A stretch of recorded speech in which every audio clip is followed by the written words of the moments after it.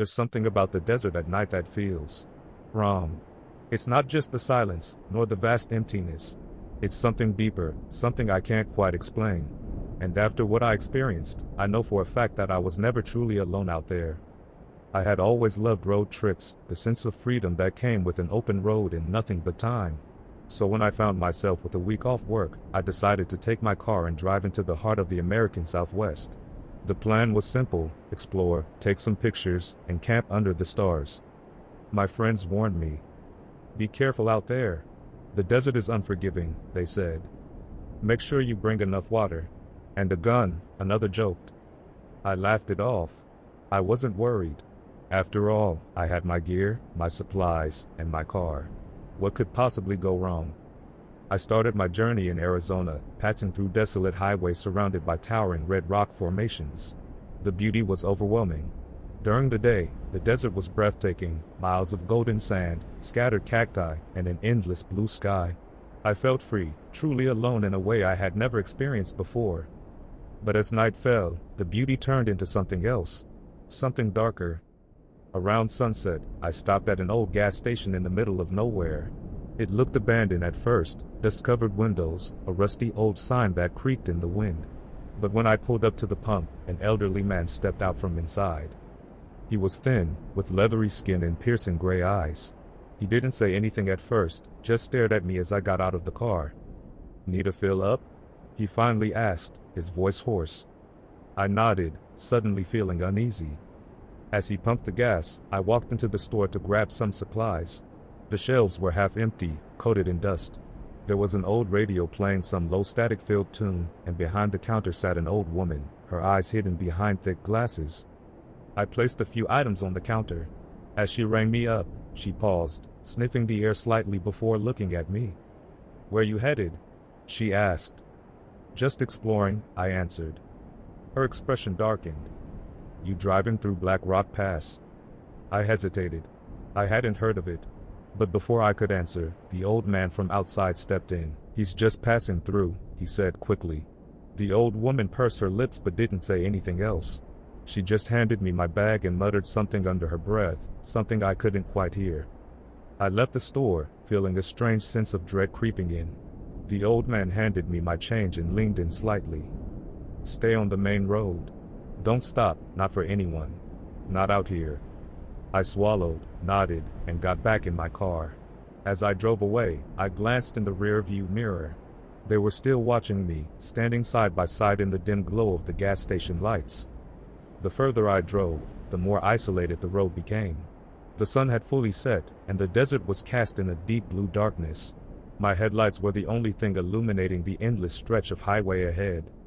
I hadn't passed another car in over an hour. And then I saw it. A figure, standing on the side of the road. At first, I thought it was a person, maybe a hitchhiker. But as I got closer, something felt off. The figure was too still, too rigid.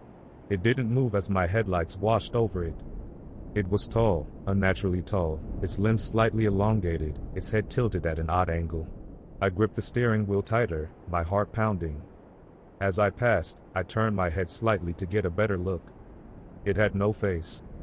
Just smooth, featureless skin where its eyes and mouth should have been. I slammed on the gas. My tires screeched as I sped down the road, my pulse racing. But then, in my rearview mirror, the figure was still standing there, in the same exact position. Only now, there were more of them. At least 5, standing in the distance, their faceless heads turned toward my car.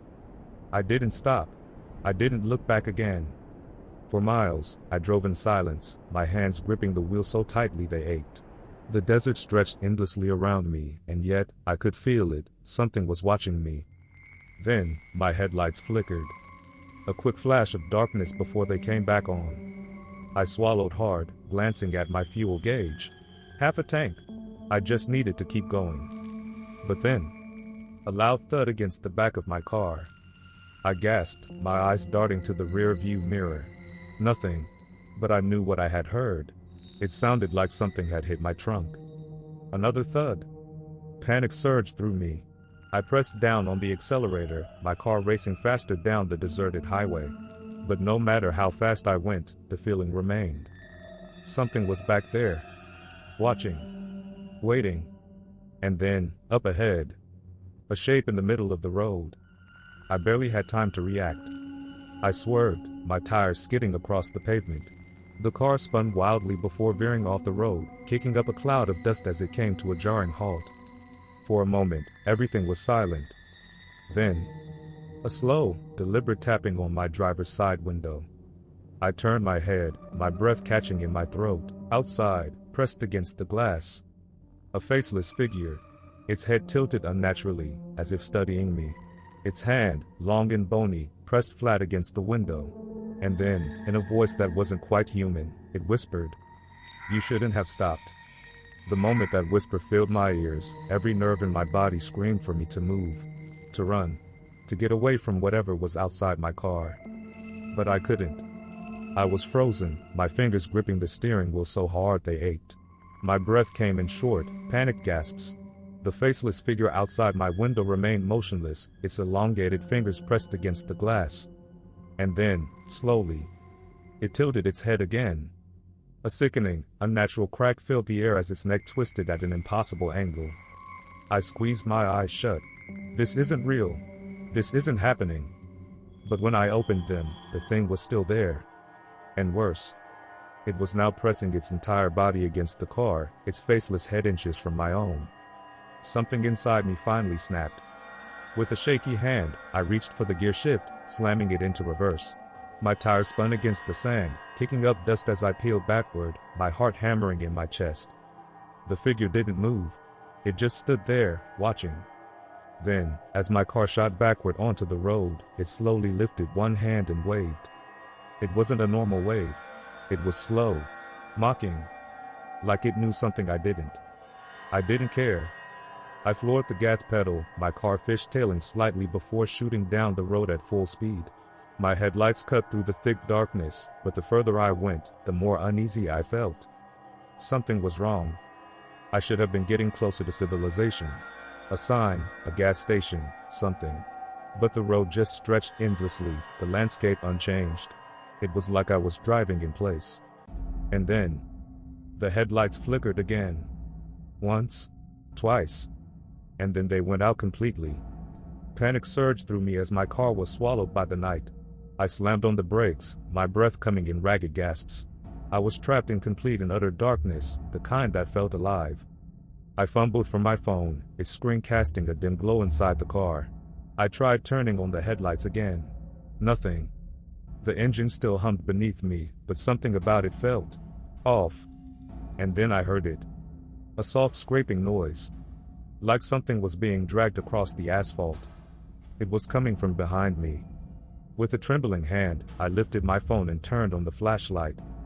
The rearview mirror reflected only darkness at first. But then, something moved. A shape, shifting at the edge of the light. Tall. Unnatural. And then, I saw it. Not just one, but dozens. Figures standing motionless in the road, their faceless heads all tilted at the exact same angle. I choked back a scream, my pulse hammering. Then, they took a step forward, and another, moving in eerie, synchronized silence. I slammed my car into drive, my hands shaking. The tires screeched as I sped forward, the figures growing smaller in my rear-view mirror. But I knew they were still watching. Waiting. I drove for what felt like hours before I finally saw something up ahead, a cluster of buildings, barely visible in the dim glow of my phone's flashlight. A town. Or what used to be one. The buildings were run down, their windows shattered, their doors hanging open. Dust and sand had crept into every crevice, swallowing the place in eerie silence. There were no lights. No cars. No signs of life. But I couldn't keep driving aimlessly. I needed to stop. To think. I pulled onto the cracked pavement of what looked like an old gas station parking lot. My hands were still trembling as I turned off the engine. The silence that followed was deafening. I grabbed my phone, checking for a signal. Nothing. Just no service. I was alone. Or at least, I thought I was. Then, from somewhere inside the town, a sound. A single, echoing footstep. I swallowed hard, my pulse spiking. It was distant, barely audible, but it was there. Someone, or something, was moving. And then, another footstep. Closer this time. I gripped my phone tighter, my flashlight beam shaking as I pointed it toward the open road. Nothing. Just the empty town stretching before me. Then, the old gas station sign above me creaked.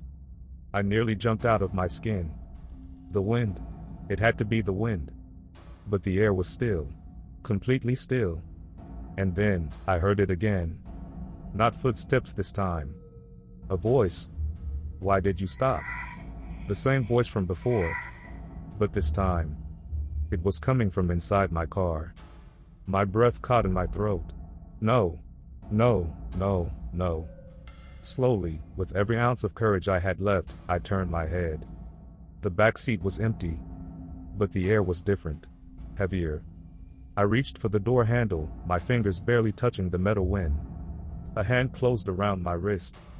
I screamed, jerking away as something cold gripped me. I turned fully, shining my flashlight. Nothing. But the pressure on my wrist remained, like invisible fingers still digging into my skin. Then, the backseat door opened on its own. And outside, standing in the dim glow of my flashlight, was a figure. Not faceless this time. It had a face. My face. And it was smiling. That thing standing outside my car, it had my face.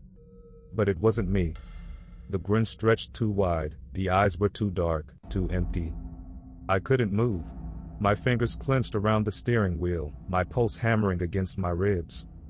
Then, the thing tilted its head, just like the faceless figures had. That single movement shattered my paralysis. I lunged for the door handle, yanking it shut just as the thing darted forward. The car shook violently. It was outside, pounding against the windows, its grin never fading. The whole vehicle rocked back and forth as I fumbled to start the engine. It wouldn't start. My hands trembled as I twisted the key again.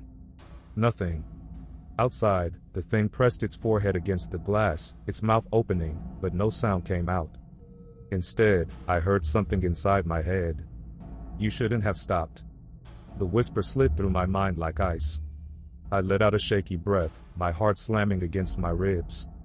Then, the back door handle started turning. No. No, no, no. I slammed my hand down on the lock. The handle stopped moving.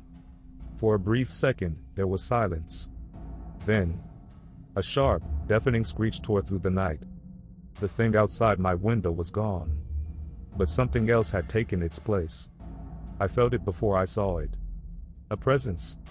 Something impossibly large looming in the darkness just beyond my car. Slowly, I lifted my phone, its flashlight beam shaking as I aimed it outside. And there, the figures were back. Dozens of them, surrounding my car. Except now, they had faces. And they were all mine. Identical copies of me. They stood motionless, their eyes completely black, their heads all tilted at that unnatural angle. Then, in perfect unison, they smiled. I couldn't breathe. My vision swam, my body locked in place. Then, they took a step forward. And another. I jammed my fingers against the ignition, twisting the key with everything I had. The engine roared to life. I didn't hesitate. I slammed my foot on the gas pedal. The tires screeched, kicking up dust as I sped forward. For a split second, I saw my doppelgangers in the headlights. They didn't move. They just watched me go. And then, they vanished. Like they were never there at all. I drove like a madman, the desert a blur around me. My hands were slick with sweat, my breath coming in sharp gasps. I needed to get out. Find a real road. Find help. But the more I drove, the worse the feeling in my gut became. Something was wrong. Then, up ahead, I saw it. A road sign. My chest clenched with relief as I approached, slowing just enough to read it. And when I did, my stomach dropped. It was a stop sign. The exact same stop sign I'd passed when I first got stranded. I slammed on the brakes. No. No, this wasn't possible. I had been driving straight. I turned, scanning my surroundings in horror. I was back where I started. The exact same stretch of road. The same eerie silence. And worst of all, My car headlights flickered. Once. Twice. And then. They went out. Darkness swallowed everything. I gripped the steering wheel, my pulse hammering. My breath came in shallow gasps. Then. A knock at my window. Slow. Deliberate. I turned, dreading what I would see. At first, there was nothing. Just the empty road, stretching into the night. Then, from the corner of my eye. A shape. Not a figure. Not a person. Something else. Something massive. Looming. The air around it seemed to bend, like the night itself was warping. And then. It spoke. Not out loud. Inside my head. You never left. A chill swept through my body, my hands clenching into fists. No. I had left. I had driven away. I had. The shadow shifted. And for the first time, I realized what I was really looking at. It wasn't just darkness. It was a door. A massive, impossibly tall door standing in the middle of the desert road. And it was open. Inside, there was nothing but blackness. A void stretching infinitely. And then, from the darkness, hands. Pale, skeletal hands reaching out. Crawling. Dragging. And behind them. Faces. My faces. Hundreds of them. All smiling. I couldn't breathe. I turned the key in the ignition, begging the engine to start. Come on. Come on. The knocking at my window grew louder. More urgent. And then. The headlights flashed on. For a split second, I saw the thing fully. It had no real form. No real shape. Just a shifting, endless mass of shadows. A presence so vast my mind couldn't comprehend it. Then, just as suddenly, it lunged. I slammed my foot on the gas. The tires shrieked, the engine roared. And I shot forward. I didn't look back. I didn't slow down. I just drove. And then, after what felt like an eternity, I saw lights. Real lights. A highway. And just like that, I was out. I don't remember stopping. I don't remember pulling into the nearest gas station or stumbling inside. All I remember is the look on the cashier's face when I asked where I was. Because when she answered, my blood turned to ice.